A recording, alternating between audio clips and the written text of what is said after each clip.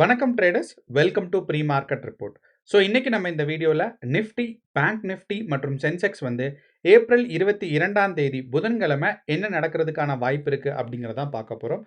இன்னையோட அனாலிசிஸ் பார்த்தீங்கன்னா நமக்கு எஃப்ஐஐ டேட்டாஸ் என்ன சொல்லுது, அது மட்டும் இல்லாமல் நம்மளோட ஆயில் ப்ரைஸ் அண்ட் நம்மளோட கிஃப்ட் நிஃப்டி டேட்டா, இந்த 3 டேட்டாஸையும் வச்சு பார்க்கும்போது நமக்கு இன்னையோட இந்தியன் மார்க்கெட்டில் நிஃப்டி, பேங்க் நிஃப்டி மற்றும் சென்செக்ஸ், அதாவது இந்தியன் மார்க்கெட்டில் இருக்கிற முக்கியமான இண்டெக்ஸஸில் என்னென்ன நடக்கிறதுக்கான வாய்ப்பு இருக்குது அப்படிங்கிறத பார்ப்போம்.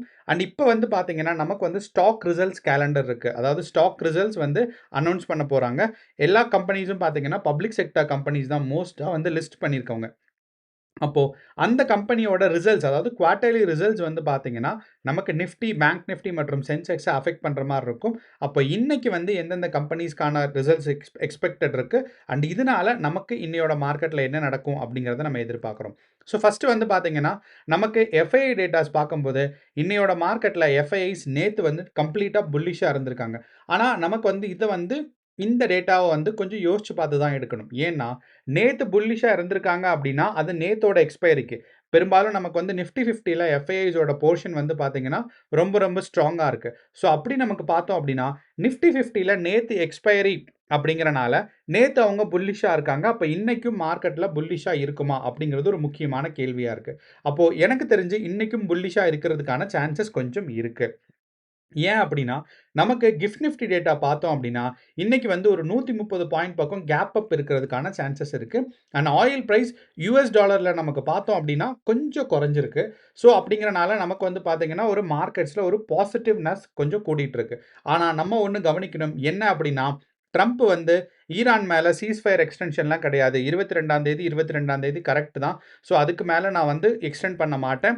அப்படிங்கிறனால 24 இல்லைனா 25ஆம் தேதிக்குள்ளே மிலிட்ரி ஆக்ஷன்ஸ் ஈரான் மேலே எடுக்கப்படும் அப்படிங்கிறது போட்டிருக்கு. கண்டிப்பாக ஈரான் ஏன் இவ்வளோ நமக்கு ஒரு பெரிய பெரிய பிரச்சனை அப்படின்னு கேட்டிங்கன்னா ஈரான்கிட்ட நிறைய ஆயில் ரிசோர்ஸ் இருக்குது. ஒன்று. இரண்டாவது, ஈரான்ட்ட பார்த்தீங்கன்னா ஏர்ஃபோர்ஸ் கூட பலமா இல்ல. ஆனால் அவங்க என்ன பண்ணியிருக்காங்கன்னா ட்ரோன்ஸ் வச்சிருக்காங்க. அதே மாதிரி சூசைடல் ட்ரோன்ஸும் வச்சிருக்காங்க. ஏர்ல இருக்க சூசைடல் ட்ரோன்ஸும் இருக்கு. தண்ணீல கப்பல் படைக்கான தேவைப்படுற சூசைடல் ட்ரோன்ஸும் இருக்கு. அப்ப இதெல்லாம் பார்த்தீங்கன்னா பக்கத்துல இருக்க கண்ட்ரீஸ அஃபெக்ட் பண்ணும். அதாவது கல்ஃப் கண்ட்ரீஸ் அஃபெக்ட் பண்ணும். அதெல்லாம் பார்த்தீங்கன்னா நமக்கு ஆயில் பிரைஸ பயங்கரமா ஃப்ளக்சுவேட் பண்ணுறதுக்கு வைக்கும்.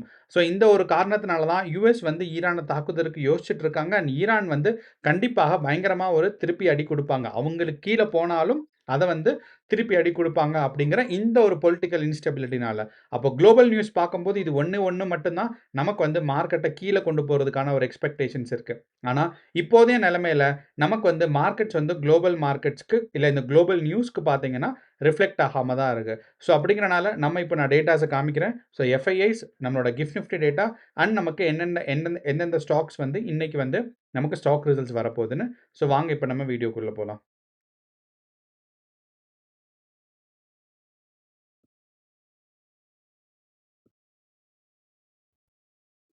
நான் முன்னாடி சொன்ன மாதிரி கிஃப்ட் நிஃப்டி டேட்டா நமக்கு பார்த்தோம் அப்படின்னா கிஃப்ட் நிஃப்டி டேட்டாவில் நேற்று 3:30க்கு, அதாவது மார்க்கெட் க்ளோஸ் ஆகும்போது இருந்த பொசிஷன் என்ன, இப்போதைய இருக்க கரண்ட் பொசிஷன் என்ன அப்படிங்கிறத நம்ம கவனிச்சோம் அப்படின்னா கிஃப்ட் நிஃப்டி டேட்டா நமக்கு பார்க்கும்போது நேத்தோட பொசிஷன்ல இருந்து கரண்ட் பொசிஷனுக்கு நமக்கு கவனிச்சோம் அப்படின்னா ஒரு 150 பாயிண்ட் பார்த்தீங்கன்னா நெகட்டிவ்ல இருக்கு. அப்போ இந்த 150 பாயிண்ட் நெகட்டிவா இருக்கிறதுல நமக்கு எப்படி பாசிட்டிவான மார்க்கெட் நமக்கு போகும் அப்படிங்கிறது நீங்க என்கிட்ட கேட்டீங்க அப்படின்னா நமக்கு பார்த்தீங்கன்னா நேத்து 24,500 நிஃப்டியில் ஸ்ட்ராங்காக பார்த்தீங்கன்னா டெஸ்ட் பண்ணுச்சு.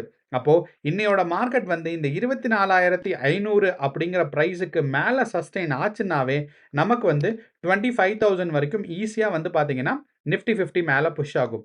அப்போ இன்னையோட மார்க்கெட்டுக்கு பார்த்தீங்கன்னா இந்த 24,500 ஒரு முக்கியமான பிவட் லெவல்.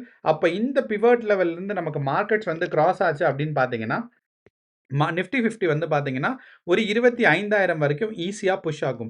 அப்போ நிஃப்டி 50 மார்க்கெட்ஸில் பாசிட்டிவாக இருந்துச்சுன்னா இப்போதைய கோரிலேஷன் ஃபேக்டர் வச்சு நமக்கு பார்க்கும்போது பேங்க் நிஃப்டியும் போகும். ஏன் நான் இப்போதைய கோரிலேஷன் ஃபேக்டர்னு சொல்கிறேன்னா எல்லா தடவையும் நிஃப்டியும் பேங்க் நிஃப்டியும் ஒரே மாதிரி ப்ரைஸ் ஆக்ஷன் இருக்கணும் அப்படிங்கிறது அவசியம் இல்லை. ஏன்னா நிஃப்டியில் லிஸ்ட் பண்ணியிருக்கிற டிஃப்ரெண்ட் ஸ்டாக்ஸ் இருக்குது, அதே மாதிரி பேங்க் நிஃப்டியில் லிஸ்ட் பண்ணியிருக்கிறது டிஃப்ரெண்ட்டான ஸ்டாக்ஸ் இருக்குது.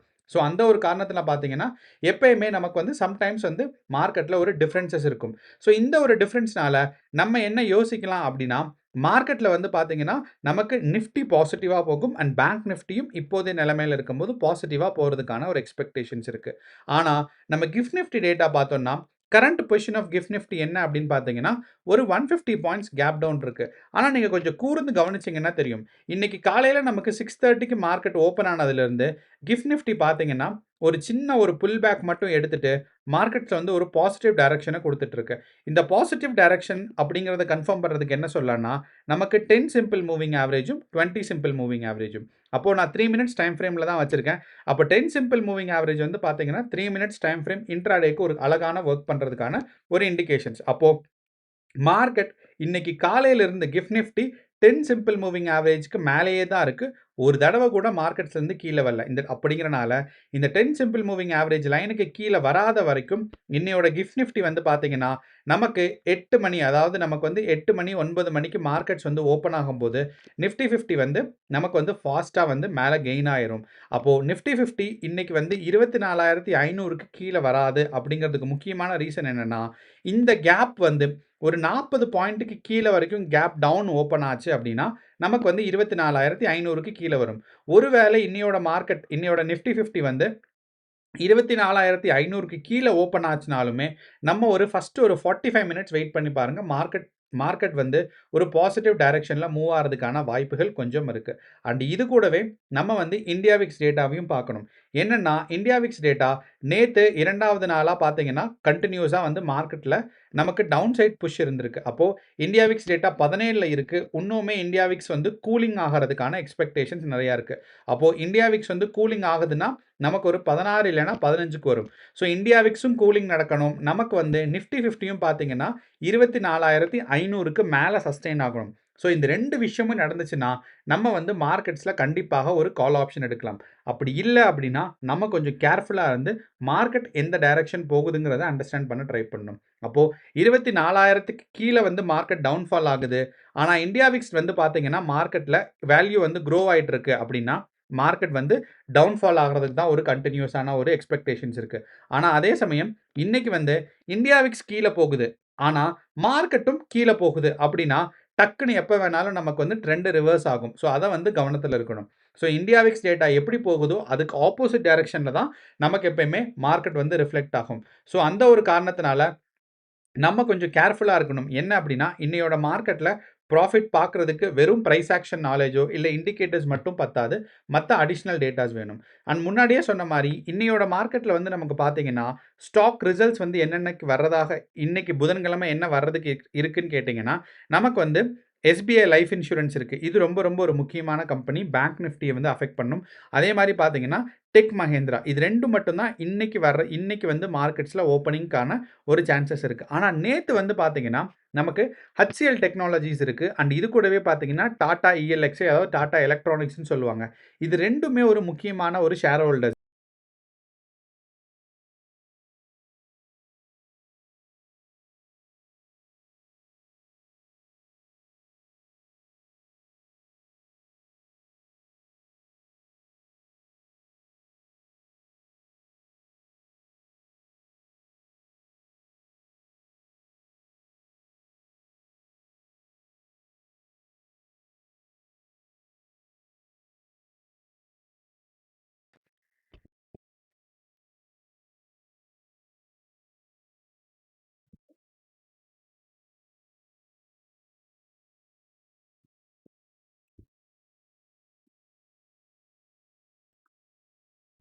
ஸோ இந்த ஒரு காரணத்தினால பார்த்தீங்கன்னா, இந்த 2ஓட ரிசல்ட்ஸும் நமக்கு வந்து முக்கியமா வந்து Nifty and bank Nifty affect பண்ணும். ஆனா அத விட முக்கியமா என்னன்னு பார்த்தீங்கன்னா, நமக்கு வந்து வியாழக்கிழமை இன்ஃபோசிஸ் வருது. அண்ட் இன்ஃபோசிஸ் வந்து பார்த்தீங்கன்னா, ஒரு ஸ்ட்ராங்கான இம்பாக்ட் இருக்கு.